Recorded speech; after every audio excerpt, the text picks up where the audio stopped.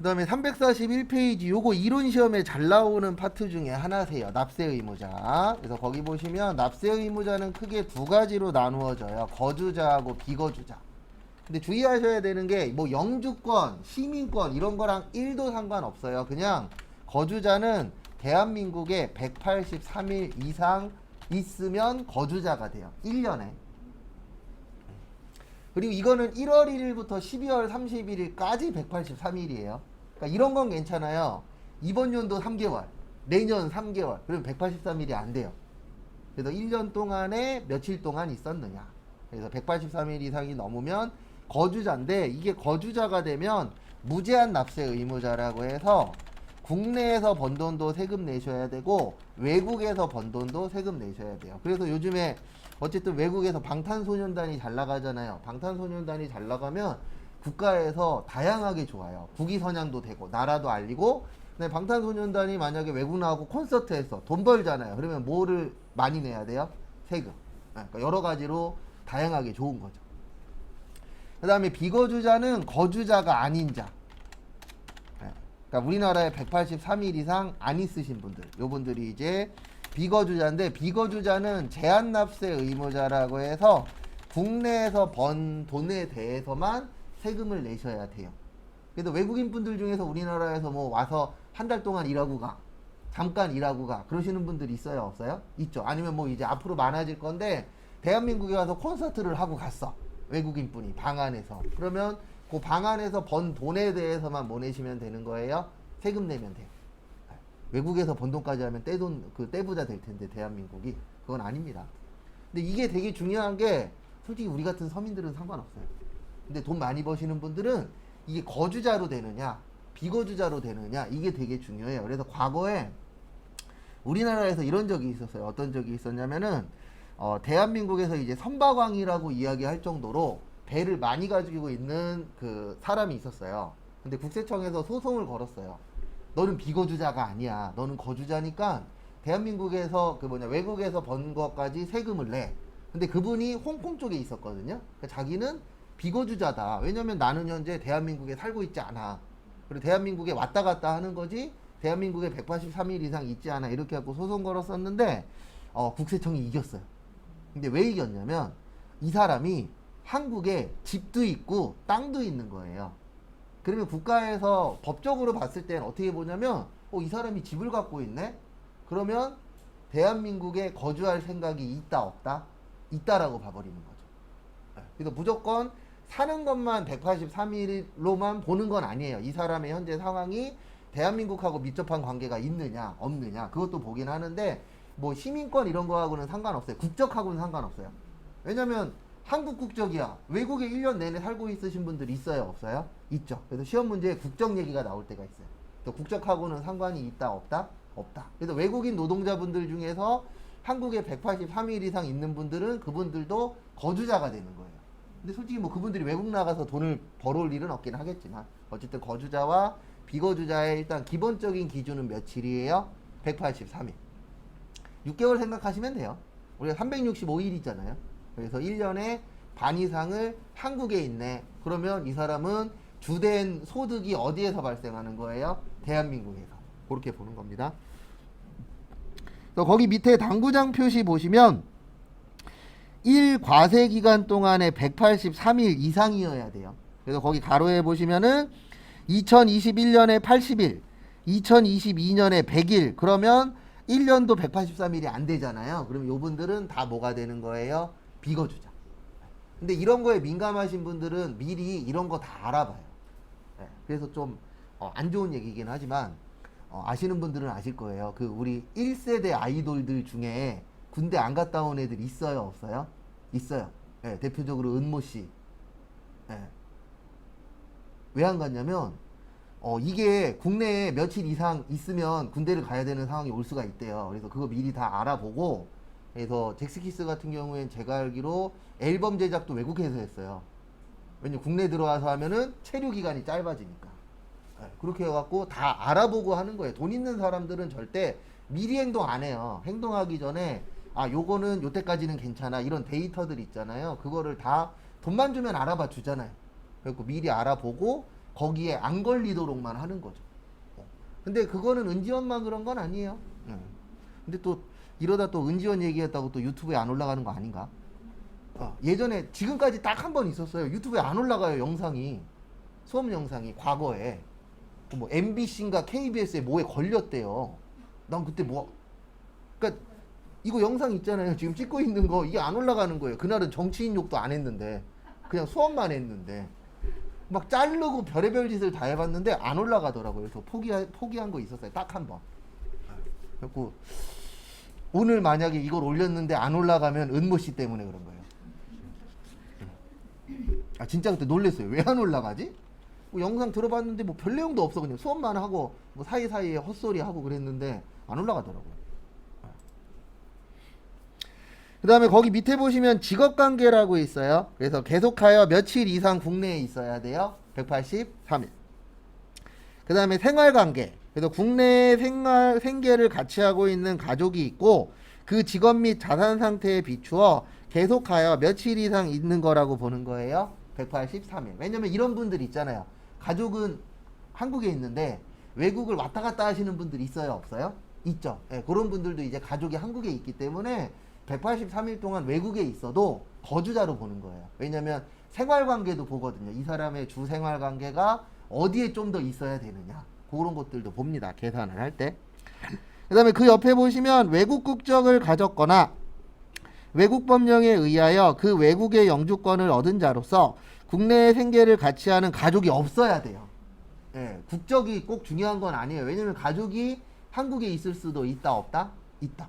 그래서 저도 예전에 회사 다닐 때 이런 사장님이 있었어요. 검은머리 외국인. 검은머리 외국인이 뭐예요? 한국 사람인데 외국 국적 갖고 있는 거예요. 그리고 가족들도 다 어디에 있어요? 외국에. 네, 그런 분들 있어요? 없어요? 있어요. 그래서 그분은 대한민국에 한 달 들어오면 미국에 3달씩 있어요. 왜냐면 미국에서 음식점 하거든요. 한국에선 사업하고. 네. 외국 국적 갖고 있으면 단점이 하나 있습니다. 할부가 안 돼요. 할부가 안 돼요. 할부할 수 있어요. 할부하려면 서류가 10개가 들어가야 돼요. 왜냐면 이 사람은 한국 사람은 아니잖아요. 국적 자체가. 이 사람 할부했다가 들고 도망갈 수도 있다 없다? 있다. 그래서 그거를 입증하려면 서류가 10가지 정도 들어가야 된대요. 이건 실제 제가 들은 얘기예요. 그 회사 다닐 때 우리 대리한테 대리가 그 얘기 하더라고요. 우리 사장님의 특징이 뭔지 알아? 차를 사도 다현찰 박치기야. 왜요? 그랬더니 할부가 안 돼 그러더라고요. 근데 할부가 가능은 한데 서류가 한 10가지 정도 들어가야 할부가 가능하대요. 그래서 대부분 일시불로 산다고 그 얘기 하더라고요. 그래도 나중에 혹시 검은머리 외국인이야 우리 사장님이 그러면 거의 일시불로 하셔야 돼요. 뭔가를 살 때. 아니면 다른 사람 명의로 산다던가.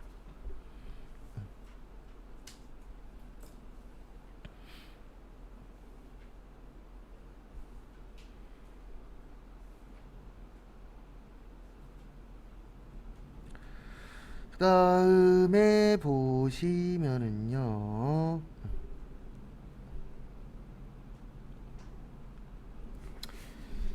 외항선언. 우리 외국 항해하는 선박하고 그 승무원분들 있어요? 없어요? 있죠. 요분들도 요게 중요해요. 가족이 어디에 있느냐. 그 다음에 승무원 근무기간 외에. 그러니까 우리가 이런 분들이 있잖아요. 승무원분들이 외국 갔다가 한국으로 복귀한 다음에 뭐 며칠 동안 쉬는 기간들 이런 것들 있어요? 없어요? 있죠. 그때에 주로 어디에 있느냐도 중요한 거예요. 외국 가서 쉬는 거 말고. 왜냐면 우리가 일반적으로 계속 일만 하는 건 아니잖아요. 그래서 일 끝나고 쉴 때 주로 어디에 있느냐 그거에 따라서도 달라지긴 합니다. 저 예전에 노인복지관에서 일할 때 아드님이 저기 두바이 항공사 기장님이 있었거든요. 집도 주고요. 차도 주고요. 거기에서 일하시는 그분들도 한 3명인가 5명 지원되고 그 다음에 가족한테 1년에 10장인가 티켓이 몇 장 정도 또 나오는 게 있대요. 따로. 그래갖고 여름 되면은 그 겨울 되면 대한민국에 없으세요. 그분들은. 두바이 따뜻하잖아요. 겨울은 춥고. 그러니까 외국 나갔다가 그런 분들이 있어요. 돈 많은 분들 중에서 겨울에 안 보여요. 뭐 하냐면은 외국 여행 가 있어요. 왜냐면 외국은 따뜻하니까. 그다음에 이런 분도 있어요. 이거 그 학원 강사분 중에 저 하시는 분은 아니었고 저도 걸러서 들으신 분인데 겨울에 수업 안 하시는 분 있어요. 뭐 하냐면 10달 동안 열심히 돈 벌어서 2달 정도는 스키장에서 살아요. 네. 그분은 스키 타려고 돈 벌어요. 그런 분도 있다 그러더라고요. 그 뭐 취미생활 하는 거니까 뭐 내가 뭐 잘했다 못했다 할 건 없고 그렇게 사시는 분도 있다 그러더라고요. 근데 대부분 그런 분들 보면 집에 재산이 좀 있어요. 한 푼도 없는데 그렇게는 살아요? 못 살아요? 못 살아요. 대부분 보면 본인이 능력이 좋은 것도 있지만 어느 정도 집이 재력이 좀 괜찮더라고요. 그 다음에 해외 파견 임직원.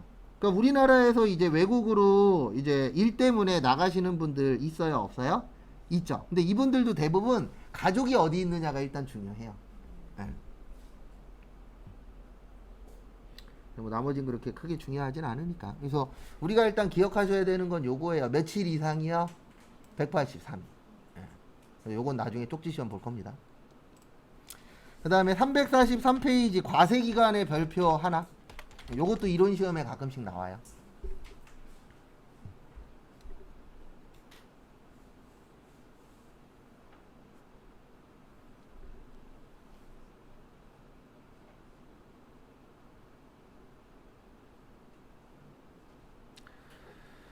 그래서 보시면은요.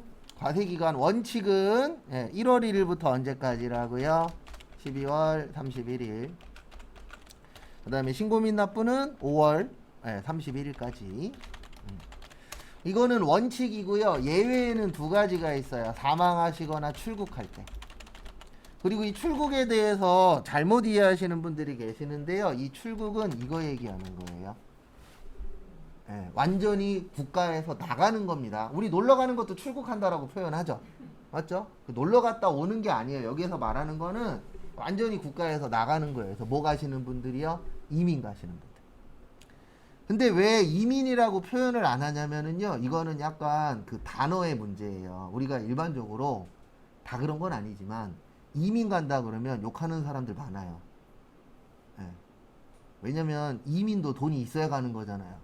그리고 한국이 싫어서 나가는 거잖아요. 그러니까 이런 거에 대해서 반감 가지시는 분들 실제 있어요? 없어요? 있어요. 그래서 이민보다는 출국 그러면은 조금 더 단어가 순해지잖아요. 출국은 우리도 많이 쓰니까. 그래서 출국 그러면 뭐라고 생각해요? 아, 외국 여행 가나 보다. 나 오늘 출국해. 그러면 대부분 그러잖아요. 어디로 가? 언제 와? 이렇게 물어보지. 야, 너 이제 안 오는구나. 이렇게 얘기 안 하잖아요. 그러니까 언어를 무조건 세게 쓸 수는 없어요. 왜냐면 세게 썼을 때에 반감 갖고 있는 분들 있어요. 그래서 이민 그러면은 욕하는 사람들이 있어요. 꼭 대놓고. 그 다음에 외국인 노동자 그러면 또 욕하시는 분들이 있어요. 뭐라고 욕하냐면 쟤네들 때문에 한국 사람이 일할 데가 없어. 개코 같은 얘기입니다. 걔네들 덕분에 한국이 돌아가는 거예요. 어차피 그 사람들 없으면 한국 사람 거기 가서 일해요? 안 해요? 안 할 거잖아요. 왜냐면 월급은 적어. 일은 어려워. 일은 힘들어. 그래서 저도 과거에 외국인 분들 그 일하시는 제조회사 다녔었는데 툭 하면 사무실 와서 나 딴 회사로 보내달라고. 왜냐면 그분들 그 나라에서 우리나라로 치면 에이스들이에요. 근데 그 나라의 월급이 너무 적으니까. 그래서 한 분하고 대화할 일이 있어서 잠깐 대화를 했었는데 선생님이래요. 그럼 우리나라에선 되게 대접받는 분들이잖아요. 그 나라에서 우리나라 돈으로 치면 40만 원 받는데요. 근데 중국 분도 있었어요. 중국 분이신데 한의사예요. 근데 우리나라 공돌이 하시는 분들보다 생산직 일하시는 분들보다 월급이 적어요. 우리나라 한의사 그러면 먹고 사는데 지장 없잖아요. 그래서 이렇게 오시는 분들 중에 그 대부분 보면 어느 정도 공부도 하셨고 그 나라에서 괜찮게 사시는 분들이에요. 근데 문제는 뭐냐면 한국 오면은 자기네 나라에서 3달 아니면 5달 이렇게 일하는 걸 한 달 만에 벌 수 있어요? 없어요? 있죠. 그러니까 브로커한테 돈 주고 오는 거예요. 그래서 어떤 분은 그 중국 동포분이셨는데 우리나라에 오려고 시험 보는 데만 이틀이 걸렸대요. 한국어 시험을 봐야 되거든요. 다 컨닝한대요. 일단 기본적으로 다 컨닝하고 컨닝하도록 냅둔대요 또. 왜냐면 감독관도 돈 받아 먹었으니까. 근데 시험 보러 이틀을 밤낮을 가리지 않고 운전해서 갔대요. 중국 땅덩어리가 엄청 크잖아요. 가갖고 어떻게 시험 봤어요? 그랬더니 컨닝해서 봤다고. 다 컨닝한다 그러더라고. 브로커들을 통해갖고 다 돈 주고. 다 그게 참 힘들어요. 그래서 1월 1일부터 사망했을 경우에는 언제까지요? 사망일까지. 그 다음에 출국하시면은 1월 1일부터 뭐 할 때까지요? 출국할 때까지는 세금을 내야 돼요. 왜냐면 이 기간 동안에 돈 벌었잖아요. 그래서 돈 번 거에 대해선 세금을 내고 마무리하고 가시면 되는 겁니다.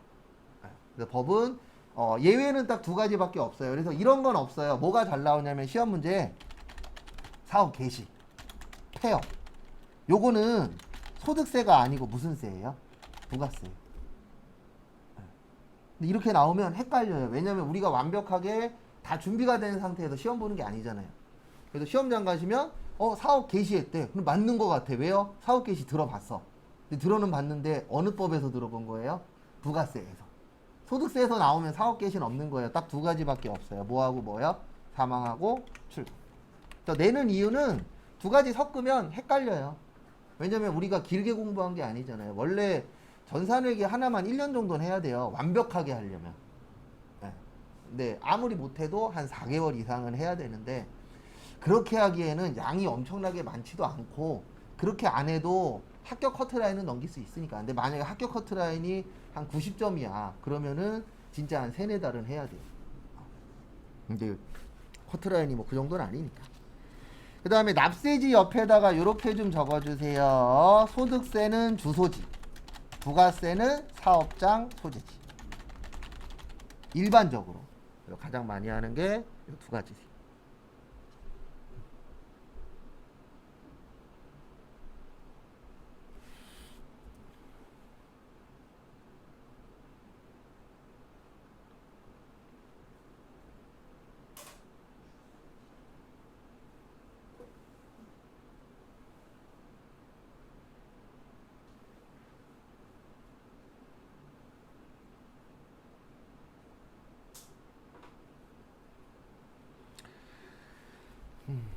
다음에 다음 페이지 보시면은요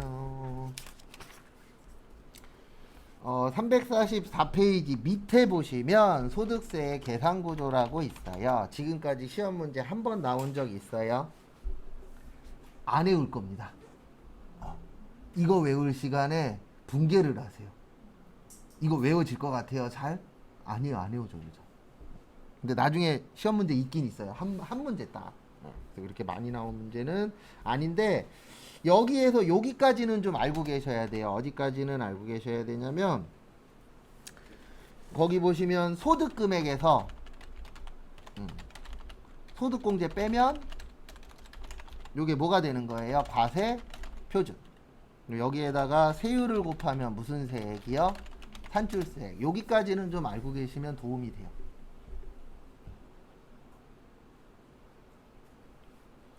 그래서 소득 금액이 아무것도 안 뺀 거예요. 그러니까 내가 만약에 내가 1년 동안에 3천만 원 벌었어. 내 연봉이 3천이야. 그러면 내 소득 금액은 얼마예요? 네, 3천이요.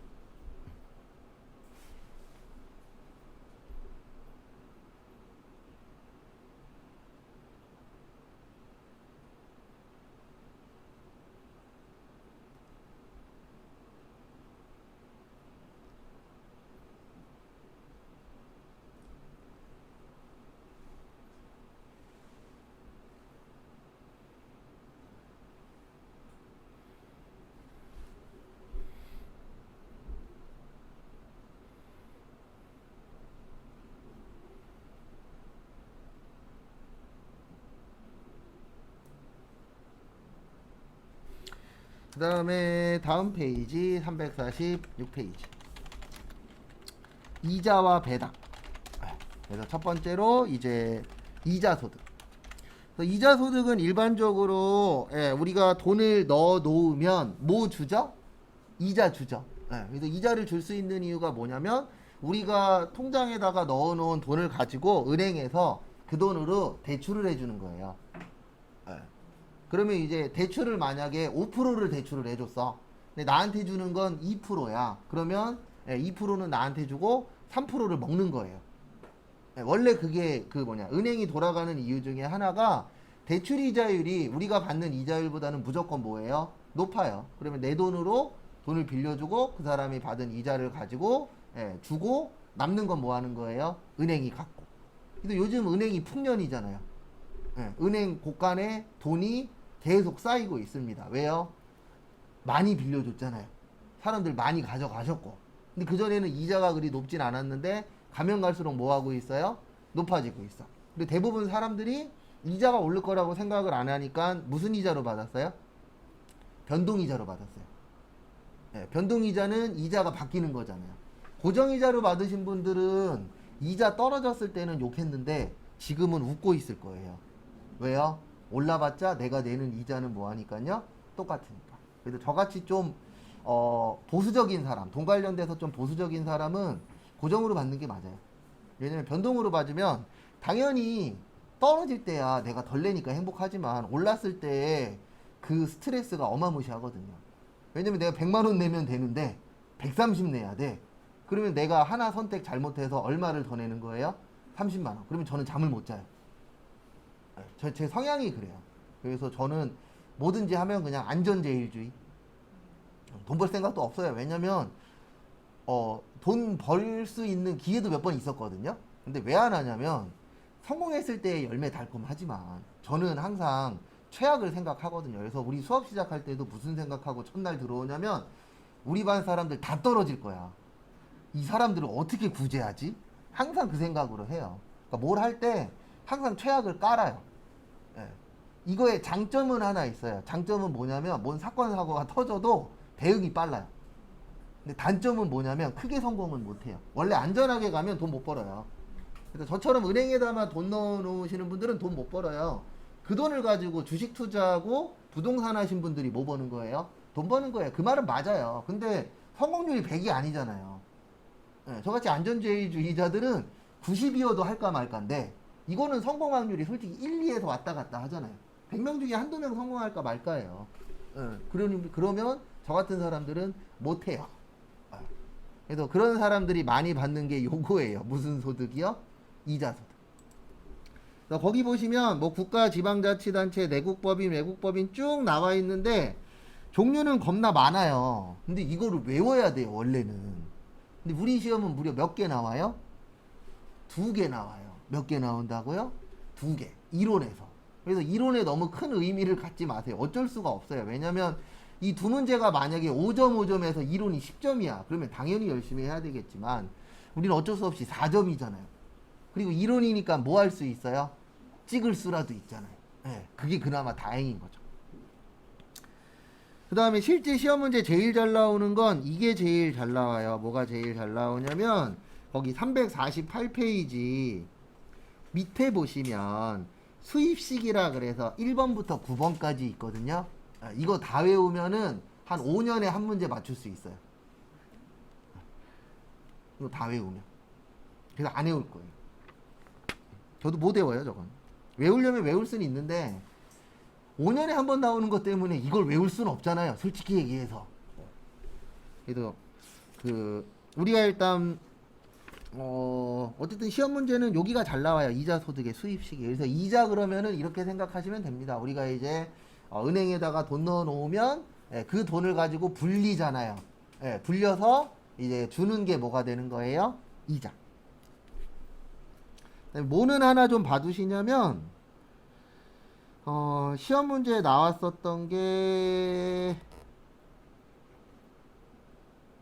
8번 좀 봐주세요. 기업업 대금액. 이거는 딴 것 때문에 보는 거예요. 요거보다는 다른 쪽에서 어쨌든 시험 문제가 출제가 돼서.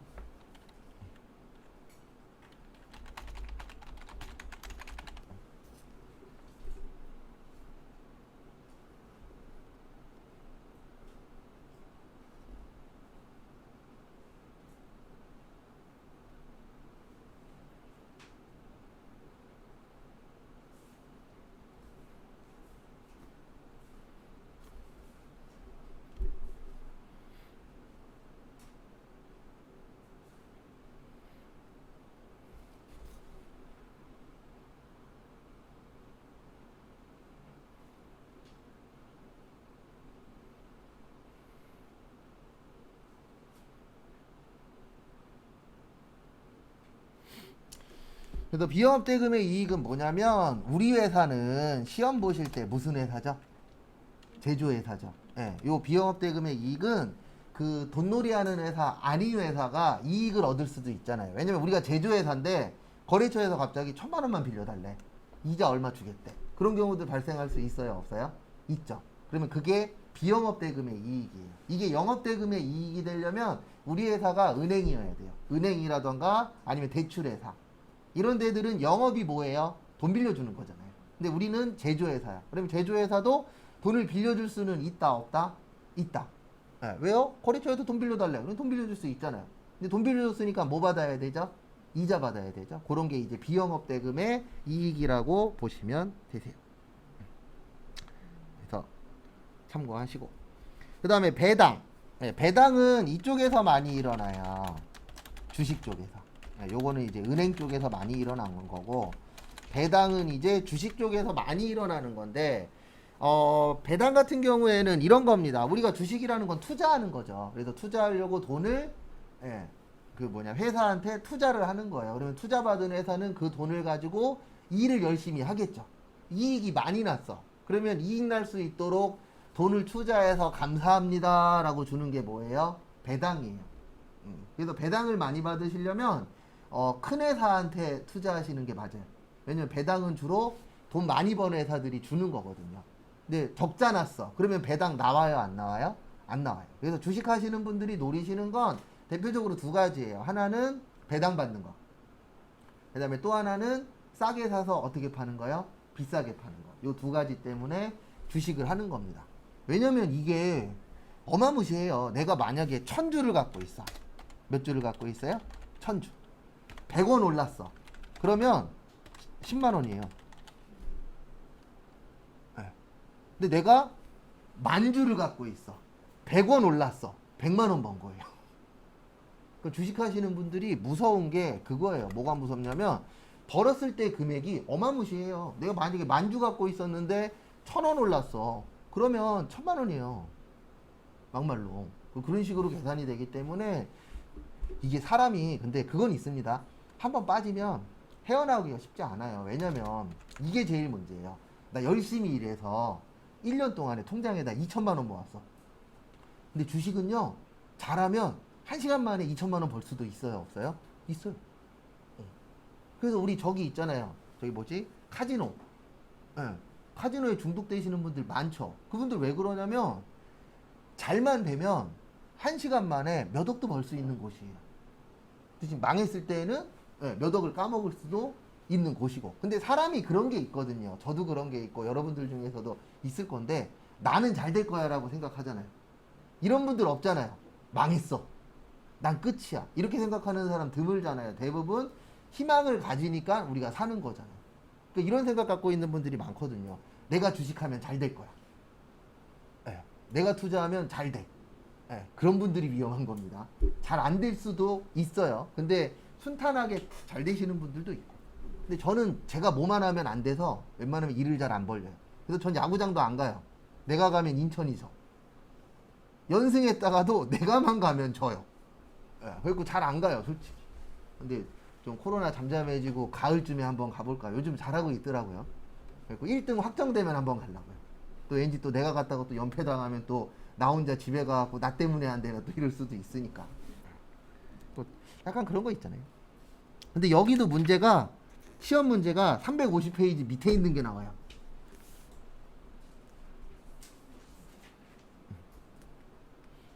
이거 외우면 5년에 한 문제 맞출 수 있어요. 그래서 안 외울 거고 여기에선 저거 좀 봐주세요. 잉여금 처분. 여기 시험 문제 한 번인가 두 번 답으로 나온 적이 있어요.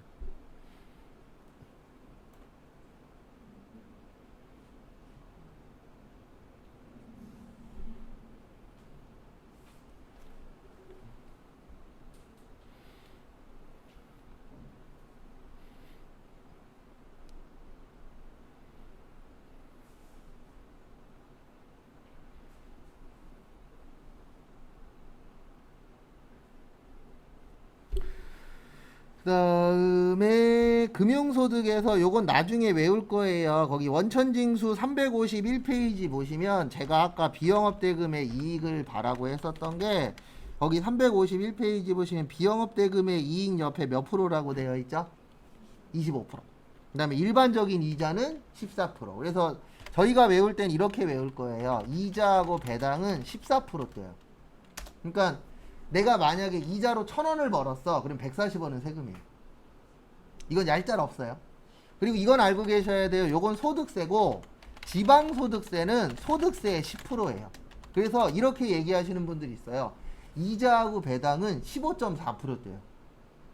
이 얘기도 맞는 말이에요. 14%도 맞는 말이에요. 두 가지의 차이점은 뭐냐면 14%는 지방소득세 별도, 15.4%는 지방소득세 포함이에요. 왜냐면 우리가 국가가 갖고 가는 게 소득세거든요. 그러면 지방자치단체잖아요. 우리나라는 현재. 그러면 지방자치단체에서도 돈을 가져가십니다. 근데 몇 프로 갖고 가요? 소득세의 10% 갖고 가요. 그래서 소득세로 내가 10,000원을 내면 지방소득세로 1,000원을 뺏어가요. 그래서 얼마가 뺏기는 거예요? 11,000원. 구조가 이렇게 되어 있어요. 요거 외워야 돼요. 네, 그게 그것 때문에 그런 거예요. 그렇죠. 지방소득세를 포함하면은 15.4%. 근데 두 개가 결론은 같은 말이에요. 근데 포함이냐, 별도냐. 시험 볼 때도 잘 보셔야 돼요. 포함으로 물어볼 수도 있고, 별도로 물어볼 수도 있어요. 그렇죠. 당연히 그것 따라 답이 달라지는 거죠. 그렇죠. 계산도 달라지고. 왜 그렇게 내요? 헷갈리라고. 그 다음에 비영업 대금의 이익은 많이 뛰어요. 몇 프로 뛰어요? 25%. 왜 많이 뛰냐면 이거를 만약에 일반적인 것보다 적게 뛰면은요, 실제 은행이나 대출하는 회사보다 내가 더 유리하잖아요. 네. 그래서 국가에서 너네는 이게 진짜 영업이 아니잖아. 그러니까 거기에서 발생하는 건 뭐를 더 내라? 세금을 더 내라. 이렇게 되어 있습니다.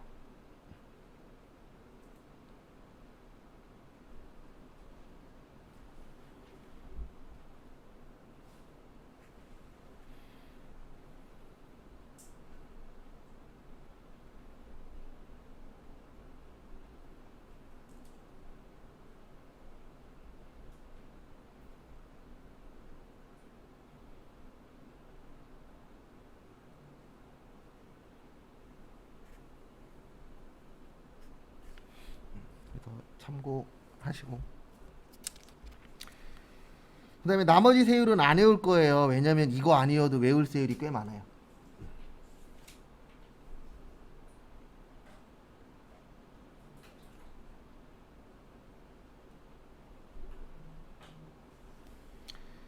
그 다음에 351페이지 거기 제일 밑에 보시면 우리나라 기본 세율은 6에서 45예요. 6에서 뭐야? 45. 그래서 정확하게 적어드리면 6, 이건 안 외워도 돼요. 15, 24, 35, 38, 40, 42, 45. 이렇게 총 둘, 넷, 여섯, 8가지로 되어 있어요. 우리나라 현재 세율은. 참고로 요거는 과거 정부에서 만든 거예요. 왜냐면 과거 정부의 모티브가 너 많이 벌어 세금 많이 내, 이게 모티브라. 그래서 강남은 2번을 사랑하는 거예요. 요번 현 정권은 돈 많으신 분들이 사랑하는 당이 된 거예요. 왜냐면 그쪽은 돈 많으신 분들 위주로 많이 정책을 만들어요. 그렇다 해서 뭐 민주당이 잘했다 이건 아닙니다. 민주당이 이번에 왜 망했어요? 본인들이 뭐같이 해갖고 망한 거잖아요. 근데 그건 알고 계셔야 돼요. 어느 당이 했냐 중요치 않아요. 그냥 나한테 혜택이 많냐 적냐가 중요한 거지. 근데 일반적으로 우리 같은 서민들은 누가 대통령 하든 큰 상관은 없어요. 왜냐면 나한테 떨어질 콩고물은 1도 없으니까. 그래서 요거 잘 외우시고, 그 다음에 다음 페이지 요건 좀 중요해요. 거기 보시면 352페이지 중간에 보시면 조건부 분리과세라고 있어요. 요거는 외우셔야 돼요. 뭐 나중에 외우긴 할 거지만 거기에다 밑줄 치세요. 2천만원 2천만원 기준이에요. 이자하고 배당은 2천만원이 넘으면 종합과세고요, 2천만원이 안 되면 분리과세예요. 그래서 2천만원 이하는 무슨 과세예요? 분리과세. 근데 그거 아세요? 이자로 2천만원 찍히려면 은행에 얼마 있어야 될까요? 10억. 2%면 10억 갖고 있으면 2천만원 찍혀요. 그러니까 웬만한 사람은 이거 신경 쓸 필요 있다 없다? 없다. 근데 그건 있더라고요.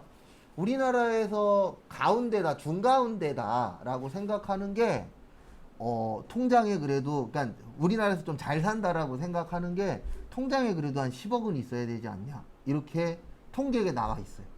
예, 사람들 의견을 물어보면, 집은 몇 평 이상, 자동차는 뭐 이상, 이걸 한번 그 인터뷰한 게 있었는데, 거기에 보면 통장에 그래도 10억은 있어야 부자 아니냐. 이렇게 얘기하더라고요. 근데 맞죠? 뭐 10억이 작은 돈도 아니고. 근데 지금은 10억 갖고 못 살아요. 이자율이 적어서. 근데 이자율이 10% 정도만 되면 10억이면 삽니다. 10억에 10억이 10%면 얼마예요? 1억이에요. 그러면 세금 떼도 한 5, 6천만 원은 남아요. 못해도. 최고 세율에 걸린다라고 봤을 때. 그리고 5천만 원이면 1년 살 수 있다 없다? 있다. 그래서 이자율이 오르면 돈 많은 사람들은 좋아요. 대출 많은 사람은 힘들어져. 근데 지금 뭐 대출 이자율이 10%까지 간다는 소문도 있어요. 근데 아마 대출 이자율이 10%라고 치면 우리한테 주는 이자율은 한 5, 6% 정도밖에 안 될 거예요. 왜냐면 주는 거는 원래 항상 조금씩 올라가잖아요. 뺏어가는 건 왕창 올라가도. 요번에도 왠지 그런 분위기일 것 같아요. 그래서 요 2천만 원 좀 잘 봐주세요. 그 다음에 353페이지.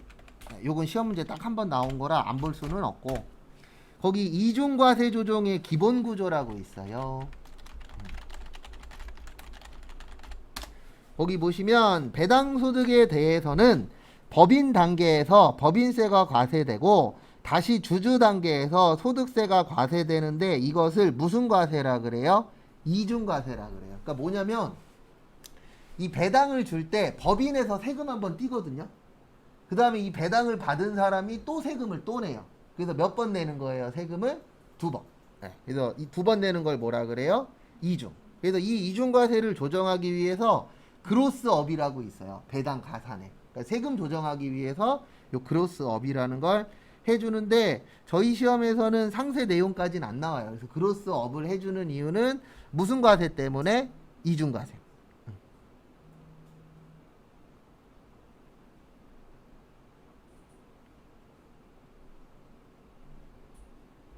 그래서 그 부분은 그냥 참고만 하세요. 그 다음에 354페이지. 그리고 저희 시험에 중요한 거는 근로소득세예요. 왜냐면 시험의 90%가 근로소득 관련된 거라. 그래서 사업소득은 저기에다가 밑줄 좀 쳐주세요. 교재에도 잘 적어놨는데 계속적이고 반복적.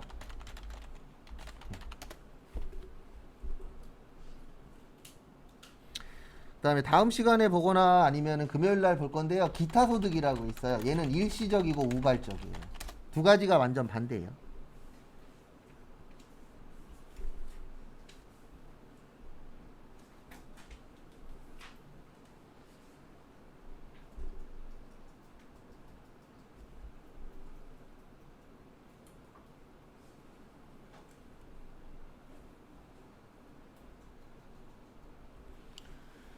그래서 사업소득은 계속적이고 반복적으로 해야 돼요. 그래서 내가 만약에 뭐 컴퓨터를 파는 사람이야. 그럼 컴퓨터 계속 팔죠. 반복적으로. 예. 근데 기타 소득은 잠깐 하고 끝나는 거예요. 대표적으로 복권 당첨금. 복권 당첨금 계속 받으면 좋겠죠. 근데 일반적으로 한 번 주면 땡이잖아요. 그 다음에 뭐 내가 만약에 미술 작품을 그려서 미술품을 판다. 이 미술품 1년에 몇 번 못 팔잖아요. 그런 것들이 이제 무슨 소득이 되는 거예요? 기타 소득. 거기 보시면 사업소득이란 독립적 지위에서 수익을 얻을 목적으로 계속적이고 반복적으로 해야 되는데 거기 밑에 1번은 세금 안 내요. 농업. 네, 농업 왜 안 내죠? 우리 농사 중요해요? 안 중요해요? 중요하죠. 힘들어요? 안 힘들어요? 힘들어요. 여러분들 안 힘들 것 같다고 생각하시면 저기 겨울에 제주도 가서 감귤 따고 오십시오. 그러면 왜 힘든지 알 겁니다. 저는 예전에 이제 저희 외갓집이 농사를 지으셨거든요. 뭐 놀러 가면 맨날 감자 캐고 고추 따고 고추 딸 때 미치는 줄 알았어요. 왜냐면 계속 숙여야 되잖아요. 얘네들이 밑에 있으니까 10분만 따면 허리가 부러질 것 같아요. 근데 그거를 그분들은 몇 시간씩 하시잖아요. 그거 진짜 힘들어요. 근데 거기에다 세금도 많이 내래. 그럼 돼요? 안 돼요? 안 돼. 왜냐면 가면 갈수록 하려고 하는 사람이 뭐 하니까요? 줄어들고 있는 추세잖아요. 실제. 그래서 세금 안 내고 그 다음에 연구개발업. 우리 연구개발 중요하잖아요. 대한민국이 발전을 하려면 연구개발 쪽이 발전을 해야 됩니다. 그래서 우리나라가 이제 앞으로도 계속 투자할 곳 중에 하나가 프로그래밍에 투자 많이 할 거예요. 왜냐면 지금 삼성도 가장 큰 문제가 뭐냐면은요. 기계는 잘 만드는데 프로그램은 다 외국 거 갖다 쓰잖아요. 기본 베이스는. 맞죠? 그래서 애플이 잘 되는 이유가 뭐예요? 애플은 다른 건 모르겠고 연동성이 되게 좋아요. 그래서 애플 스마트폰 갖고 있으신 분들 보면은 다 관련된 것들 위주로 많이 사잖아요. 왜냐면 관련된 게 연결이 훨씬 더 잘 되니까. 근데 그런 부분이 이제 한국 제품은 좀 부족한 거죠, 현재. 그리고 그런 부분들을 이제 발전을 시키려면 연구 개발을 많이 해야 되잖아요. 그래서 이쪽 관련돼서도 세금은 덜 걷겠다. 근데 계약 등에 따라서 돈 받고 할 때에는 세금 내셔야 돼요. 그러니까 결론은 순수한 연구 개발이어야 돼요. 그러니까 돈을 받고 어떤 목적을 가지고 만들어주는 건 세금 내는데 이런 건 시험 문제 나온 적 한 번도 없어요. 그 다음에 교육 서비스업. 그래서 유치원, 초등학교, 중학교, 고등학교. 이쪽은 세금을 안 냅니다. 그래서 과거에 한번 이제 난리 난 적이 있었죠. 유치원 관련돼서. 그때 이제 국가에서 이야기했었던 건 뭐였어요? 너네 세금 안 내지 않냐. 근데 어쨌든 그거 나왔을 때 되게 재밌는 거 여러 번 봤었어요. 난 그게 왜 가능한지. 이거는 국가도 잘못됐고 법도 잘못된 건데 이게 가능하다 그러더라고요. 유치원 돈 3억을 횡령을 했어. 그리고 걸렸어요. 3억을 다시 넣어 놓으면 무죄예요. 진짜로. 유치원은. 지금은 어떤지 모르겠지만 그 당시에 문제 터졌을 때 그런 게 한두 개가 아니래요. 유치원 돈을 몇백만 원 갖다 썼어. 걸렸어. 그럼 원래 뭐죠? 그렇죠. 세호랑 차야죠. 300만 원 메꿨어. 괜찮아. 끝. 훈방 처리. 진짜 그랬대잖아요. 지금은 어떤지 모르겠지만 그게 뉴스에 엄청 많이 나왔었어요. 근데 실질적으로 지금은 돈 못 봅니다. 옛날 같지 않아서 애들이 없어서. 근데 예전엔 진짜 돈 잘 벌었었어요. 왜냐면 일단 어머님들도 어쩔 수 없이 내 자녀들을 이렇게 챙기시는 분이다 보니까 과거에는 눈치를 많이 봤죠. 근데 요즘엔 반대입니다. 저희 와이프도 어린이집 선생님을 했지만 요즘엔 거꾸로 눈치 봐요. 왜냐면 어머님들이 이제 강경파들 있잖아요. 아주 큰 일은 아니지만 작은 것도 크게 만드시는 능력들이 있잖아요. 그러다 보니까 이제 가면 갈수록 저는 그래서 제 부군에 계신 분들이랑 아니면 수업 시간에도 이런 얘기 종종 해요. 서비스업은 앞으로 되도록이면 안 하려고 노력하시라고. 왜냐면 가면 갈수록 서비스직은 힘들어져요. 왜냐면 딴 것 때문이 아니고 법적으로 보호를 못 받으니까.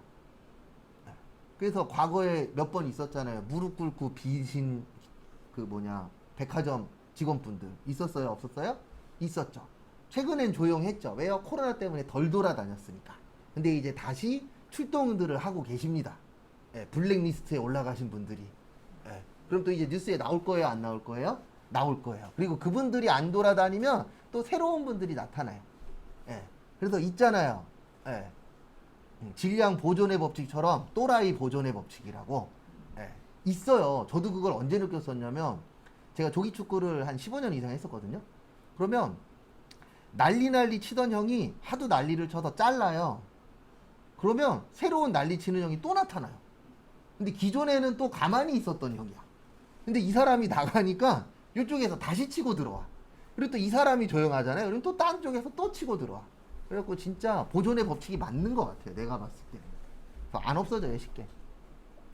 그 다음에 보건 및 사회복지사업, 노인 장기 요양법, 요런 분들도 솔직히 앞으로는 중요하잖아요. 왜냐면 어르신들이 늘어날 거니까 줄어들 거니까 늘어날 거니까. 그래서 요즘에 이쪽도 괜찮아요. 저 아는 형도 이거 하는데 떼돈 번다 그러더라고요. 근데 단점이 뭐냐면 거기에 붙어 있어야 된대요. 웬만하면 이렇게 외부 활동을 많이 못 한다 그러더라고요. 왜냐면 법적으로 뭐 몇 인 이상 뭐 그런 거에 따라서 꼭 담당자가 있어야 되는 그런 것들이 또 있대요. 왜냐면 이쪽은 또 언제 어떤 일이 생길지 모르는 동네잖아요. 그러다 보니까 그런 게 좀 단점인데 돈은 괜찮다 그러더라고요. 벌이는. 그거 이제 업체 갖고 있는 형이 하나 있거든요. 지방에. 그 다음에 연예인 등의 전속계약금은 세금 내셔야 돼요. 이거는 과거에 한번 붙었어요. 전속계약금으로 그 유명 연예인하고 저기하고 붙었었어요. 뭐하고 붙었었냐면은 국세청하고. 근데 왜 붙었냐면 사업소득이 되면 과거에 40%를 냈었어야 돼요. 예. 최고 세율에 걸리니까 연예인들 돈 많이 벌잖아요. 그러면 이분들은 거의 다 최고 세율이에요. 그래요. 최고 세율 걸려요. 그럼 지금으로 치면은 45%를 내야 돼요. 근데 기타 소득으로 가면은 20%만 내면 돼요. 그러면 국가 입장에서는 많이 걷고 싶으니까 너네 이거 사업소득이야. 근데 연예인 분들이나 운동선수들 입장에서는 기타 소득이야. 왜요? 세금 덜 내야 내가 가져가는 게 많으니까. 그래서 한번 부딪혔었어요. 대법원까지 갔었는데 국세청이 이겼어요. 왜 이겼냐면 이렇게 보는 거죠. 국세청 입장에서는 너네가 연예인이나 운동선수들이 전속계약금을 받는다는 얘기는 계속 했기 때문에. 맞잖아요. 그렇죠. 계속적으로 반복적으로 연예 활동을 했으니까 계약금 받는 거고, 운동을 했으니까 계약금 받는 거다. 이걸로 이제 밀고 나갔는데 법원에서도 맞다. 너네가 잘 나가고 오랫동안 했으니까 계약금 받는 거 아니냐. 왜냐면 일반적으로 신입한테 계약금 줘봤다 조금 주거나 안 주는 경우들도 있잖아요. 그래서 국세청이 이겨서 지금 전속계약금은 무슨 소득이에요? 사업소득. 그래서 유명 연예인들이 몇 번 더 부딪혔었는데 다 졌어요. 왜냐면 일반적으로 일사부조리의 원칙인가? 뭐 그거에 의해서 한번 정해지면 거의 법원은 안 바뀌어요. 예, 그래서 우리가 판례라고 이야기를 하잖아요. 어떤 사건 사고가 생기면 과거에 어땠느냐를 많이 봐요. 왜냐면 과거에 유죄였어.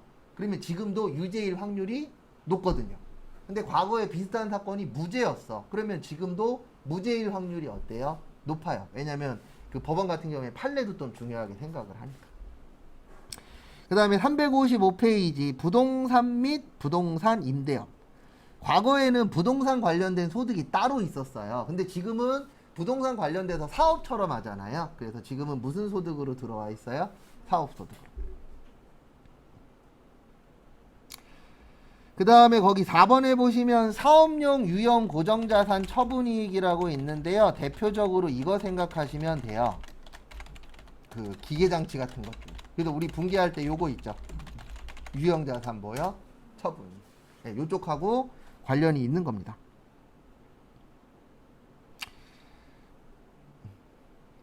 근데 무조건 다 세금 내는 건 아니에요. 근데 거기 보시면은 밑에 박스 보시면 복식부기 의무자라고 보이세요? 예, 이거 너무 종류가 많으니까 이렇게 생각하시면 돼요. 복식부기 의무자야 그러면 고소득자. 간편장부 대상자라고 보이세요? 예, 요분들은 저소득자라고 생각을 하시면 되세요. 원래는 금액 가구 나눠야 되는데 금액 종류가 되게 여러 가지예요. 그래서 거기까지는 안 물어보고 일단 그냥 내용 정도만.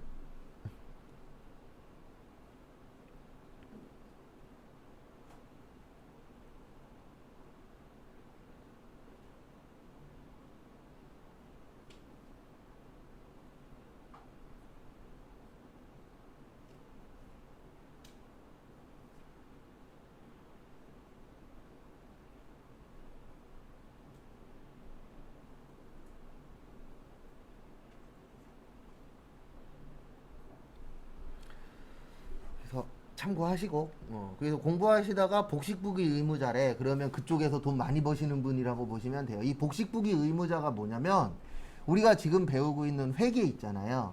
이렇게 회계 처리해서 장부 만드는 게 복식부기 의무자고 간편장부 대상자는 돈을 많이 버는 게 아니기 때문에 대부분 본인들이 안 하고 맡기잖아요. 뭐 직원을 둔다던가 세무사 사무실을 둔다던가 그러면 돈이 들어가잖아요. 그래서 간편장부 대상자는 저소득자한테 간편하게 장부만 써라. 그러면 인정해주겠다. 그래서 이런 거예요. 뭐냐면 점심값 얼마, 통신비 얼마, 그 다음에 뭐 월세 얼마 이런 식으로 간단하게 쓰는 장부를 뭐라 그래요? 간편장부라고 해요.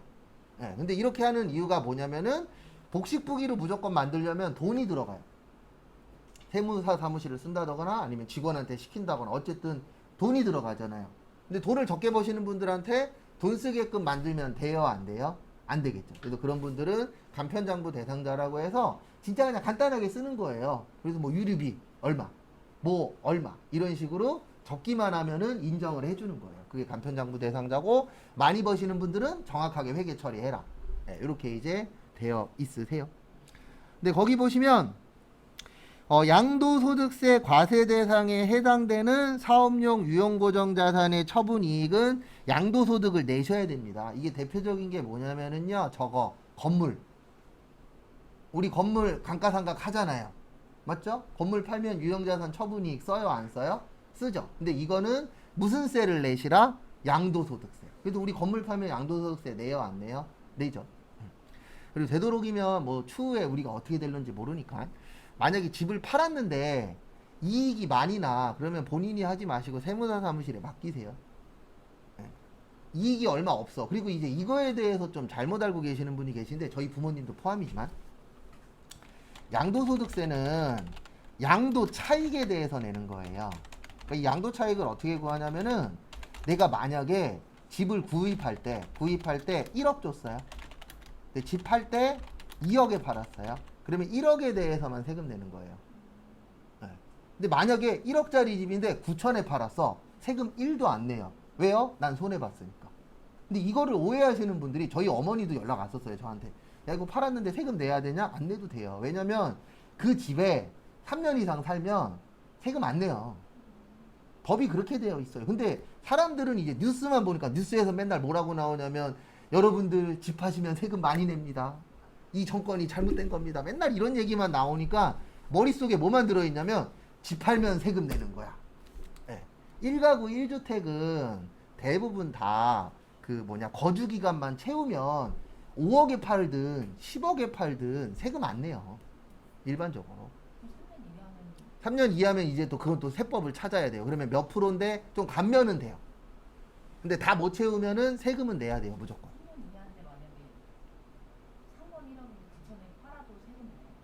얼마에?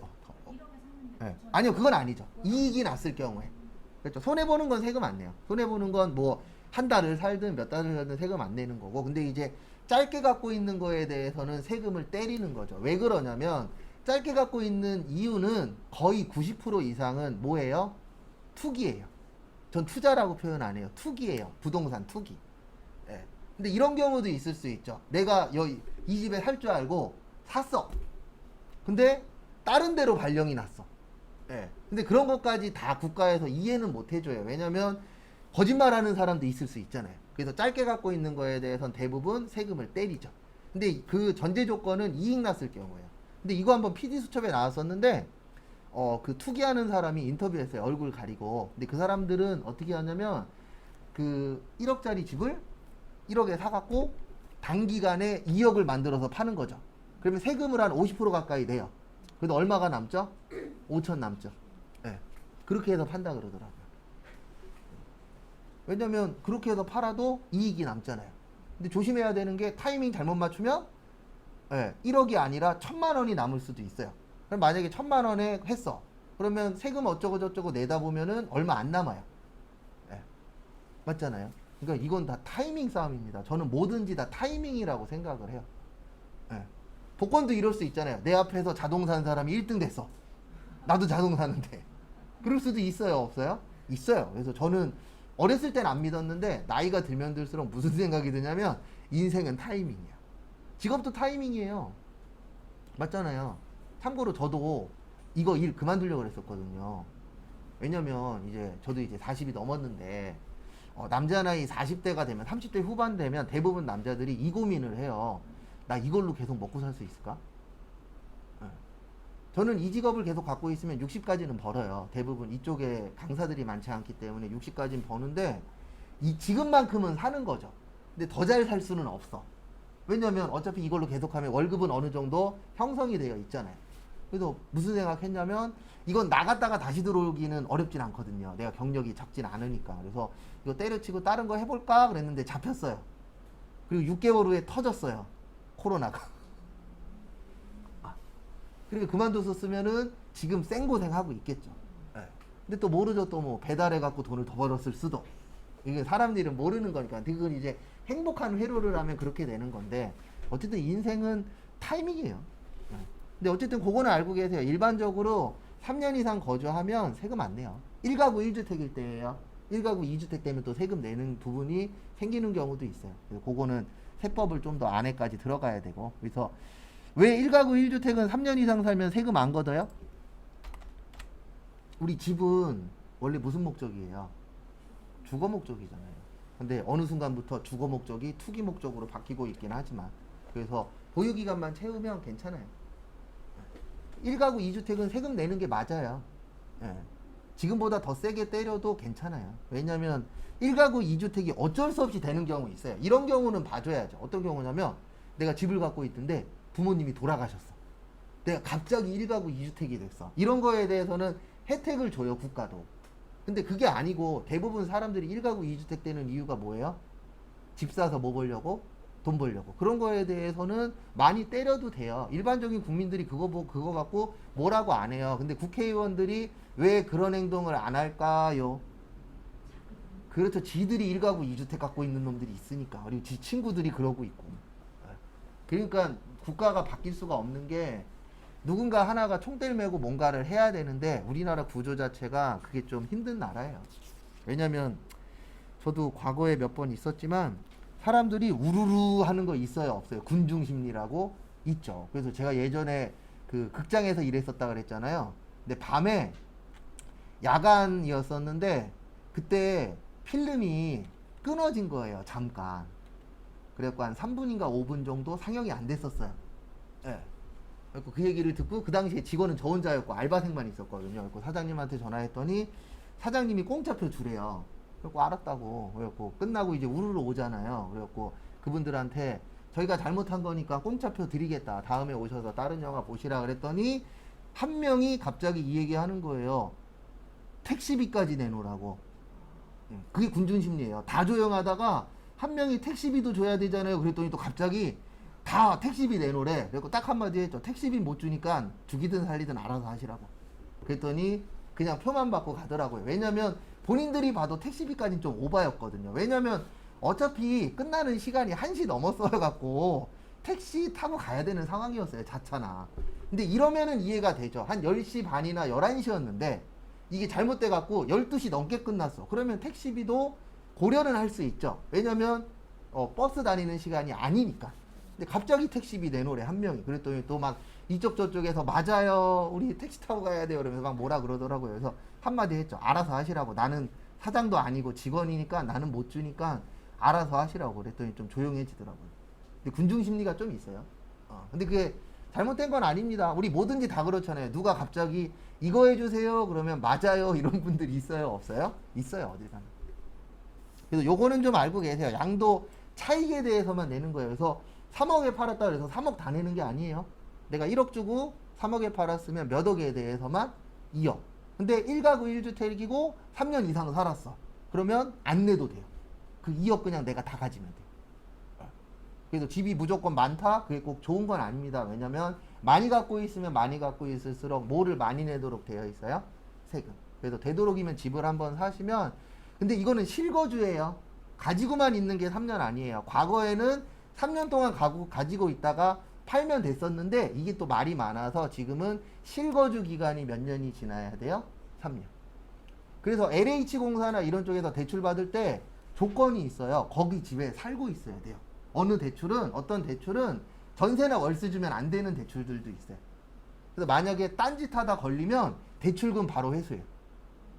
그런 대출들도 있으니까 알아보실 때 잘 알아보셔야 돼요. 그다음에 잠깐 쉬었다가 12시 40분에 거기 비과세부터 보도록 하겠습니다.